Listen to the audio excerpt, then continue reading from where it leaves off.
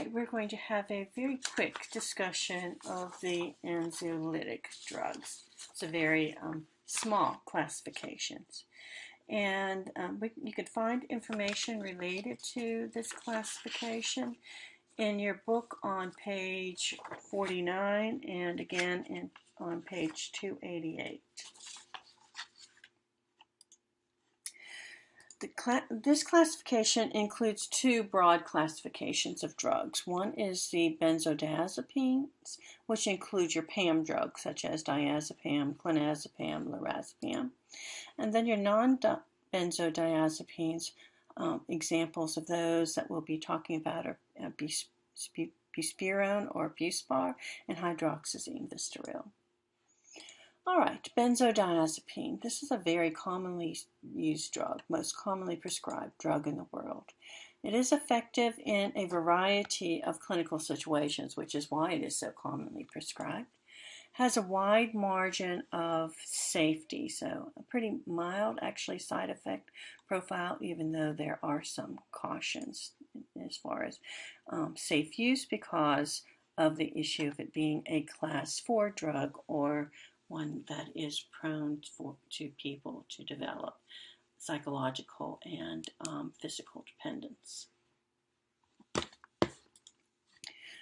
Benzos have a lot of indications, both in a non-psychiatric settings and in psychiatric settings. So non-psychiatric uses include status epilepticus, skeletal muscle relaxant, and during anesthesia, either preoperatively or intraoperatively.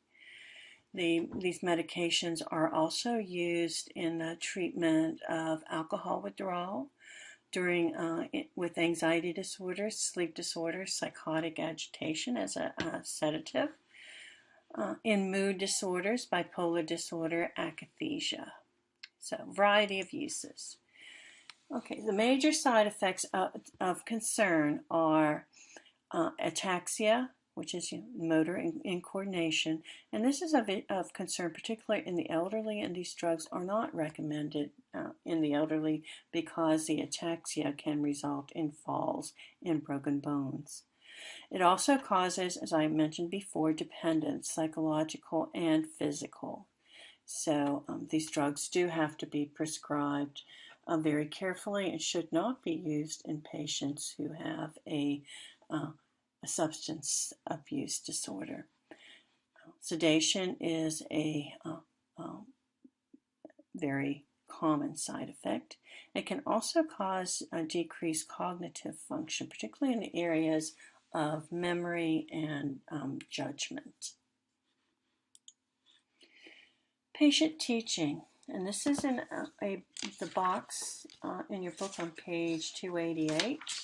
So make sure that you take a look at this. Hint, hint. Do not use in response to minor stresses of everyday life. These medications are not without problems. So patients should learn other types of coping besides popping a pill. Certainly they are extremely beneficial for patients that have extreme anxiety levels, but mild, uncomfortable, just feeling uncomfortable, no. They need to have other strategies in their life toolbox to manage that. Do not use over-the-counter drugs without consulting with a healthcare provider, particularly drugs that may cause sedation, such as your over-the-counter antihistamines, like Benadryl, diphenhydramine. Use with the contraceptives. This drug is potentially teratogenic or harmful to fetus. It shouldn't be used as well during breastfeeding because it can harm the infant. Driving should be avoided until tolerance develops. People that are in dangerous jobs like construction should be aware of this issue as well. So making sure that they are cognitively able to do their work. Do not mix with alcohol and other CNS depressants. Also shouldn't be used with caffeine. Your book talks about that because of the potential for like counteracting. The caffeine would counteract the effects of the benzo. Benzo should not be discontinued abruptly if taken in higher doses longer than 3 months. So this is 3 months of consistent use that if a patient would discontinue the drug abruptly, it can result in withdrawal symptoms such as insomnia, irritability, nervousness, tremors. Maybe some of the side effects or symptoms that they were using the medication to treat will return. Also, it can cause dry mouth, confusion, and of major concern is the issue of convulsions. Any withdrawal that can cause convulsions is considered to be a dangerous withdrawal. This drug should be tapered instead of stopping abruptly, and it does take a while. The taper is done over several weeks to prevent the possibility of convulsions. All right, the next drug is buspirone or Buspar, and it's a major indication is for the treatment of anxiety. It can be used in situations where somebody is depressed and has an anxious component to their depression. So you might see this being used for in combination with an antidepressant for those particular types of symptoms. This drug doesn't cause sedation or hypnosis or sleep inducement, and or any anticonvulsant effects. Doesn't have muscle relaxant effects such as the benzos. Its major effects are for anxiety reduction. 2 to 4 weeks of treatment is necessary to achieve maximal anxiolytic effects. This is the downside of this drug.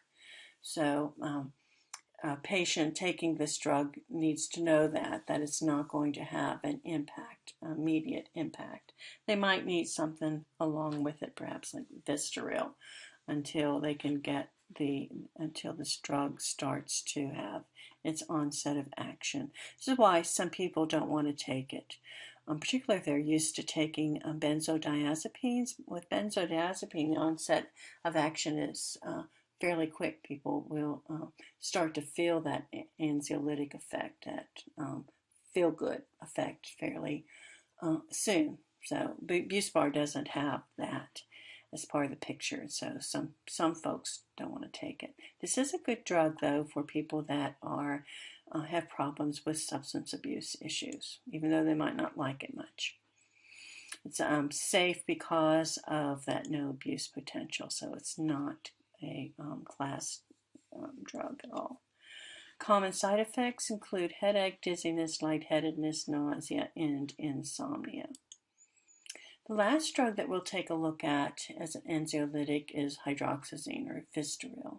This one has more indications than just anxiety, though. It's used to treat allergic reactions as well, and pruritus, maybe due to your opioids. Right. Relief of anxiety is thought to be due to sedation. It's a good treatment alternative for people with substance abuse issues. Onset of action is pretty quick with this one, so 15 to 30 minutes, they should be feeling calmer. This drug shouldn't be used if pregnant, particularly in the first and second trimester or during breastfeeding. Side effects: sedation, anticholinergic effects, QT prolongation, which could possibly result in sudden death. So patients that have this on their EKG, it's not a good drug for. It can also cause a skin reaction called acute generalized xanthematous pustulosis, or AGEP. This drug should not be mixed with any type of CNS depressants, such as alcohol, or taken if the patient is allergic to cetirizine, which is a non-sedating antihistamine. This drug may be given PO or IM. It's not indicated IV. All right, so that concludes our discussion of the anxiolytic drugs. Like I said, it's a very short drug classification.